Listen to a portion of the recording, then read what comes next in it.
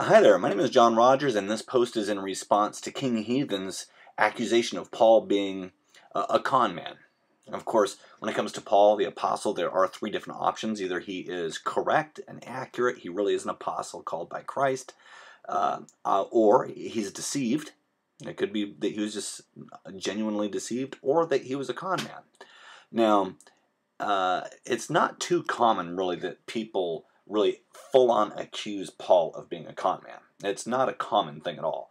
And the reason why is because Paul gave so much. It's more believable. It's really more believable that he's deceived. And of course, it goes without saying that King Heathen doesn't believe that he's genuinely apostle of Christ, that he's true and accurate.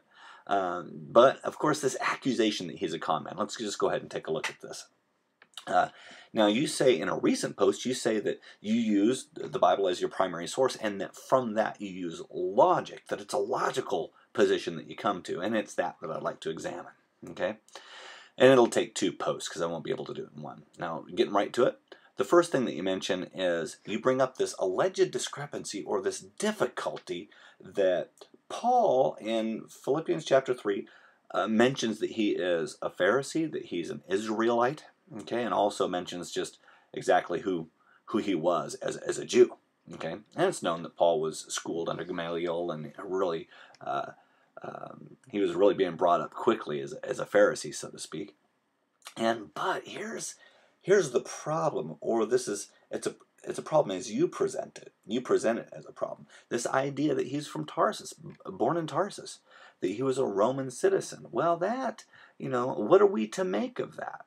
Is that a problem? Well, the reality of the matter is, anybody presenting that or bringing that up as a problem is an entirely new idea to me.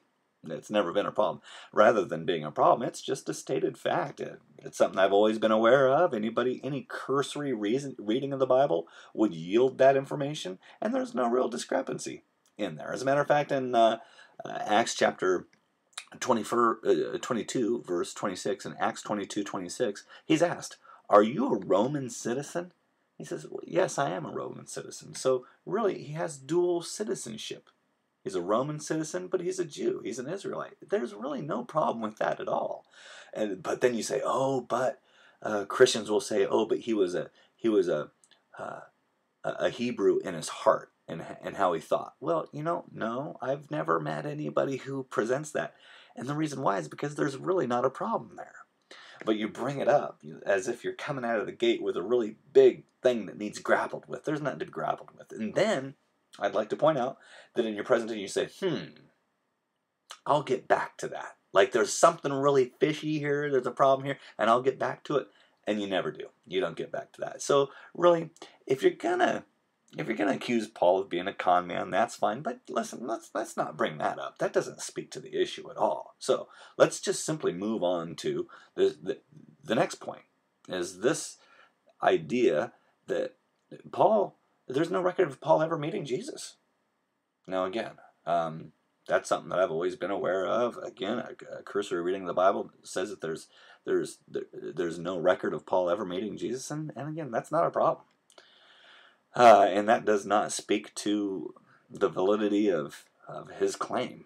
It's just simply a non-issue, unless a person were to take into consideration him meeting Jesus on the road to Damascus. Now, of course, whether or not that happened or not is up for discussion. That's what we're talking about here. But this idea that he never met Jesus, it's not an issue at all.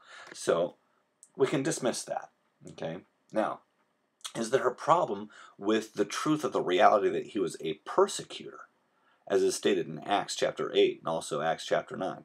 He was a persecutor in that he was sanctioned to persecute Christians. Is there a problem there? You know what?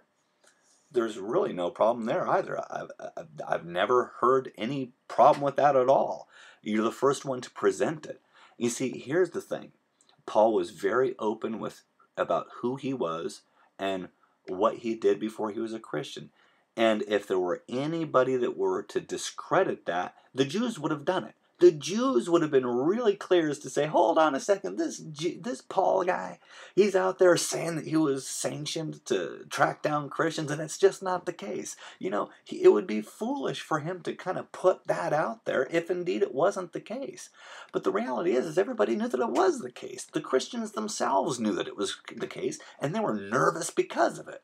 And that's what's seen in Acts chapter 9. In verse 20, immediately he preached the Christ in the synagogues, that he is the Son of God. Then all who heard were amazed and said, is this not he who destroyed those who called on his name in Jerusalem, and has come here for that purpose, so that he might bring them bound to the chief priests? But he continued to preach. Now, they were all nervous about it. Again, if there was a discrepancy about who he claimed to be before he was a Christian, there was plenty of opportunity for people to debunk that. Nobody ever did, because there really wasn't any problem. The reality is that, oh, and by the way, it's happened before. It's real sad, but there have been people who have become Christians, you know, and said and wanted to elaborate or make up a story as to who they were before they became a Christian. One person in particular that was pretty high visibility said that he was a high priest of the Satanic Church, was involved in all kinds of satanic worship, and he was exposed. People said, you know what, that's not the case at all. Well, we know the guy. That wasn't him. That never happened. People could have said that of Paul. You know, the reality is, and it's just a simple reality, that simply he was sanctioned to do so.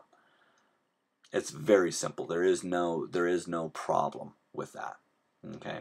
Now, then you say, well, let me just take a look at this. Oh yeah, and you say, however, then he had this experience, and the way that you communicate his experience is in a very mocking way. It's like, oh, but then he had this thing where he met Jesus on the road, and then, oh, it's a good thing that he became blind, and then it's a good thing so-and-so was there, that, you know, he could pray for him and receive his sight. You kind of brush aside that real quickly.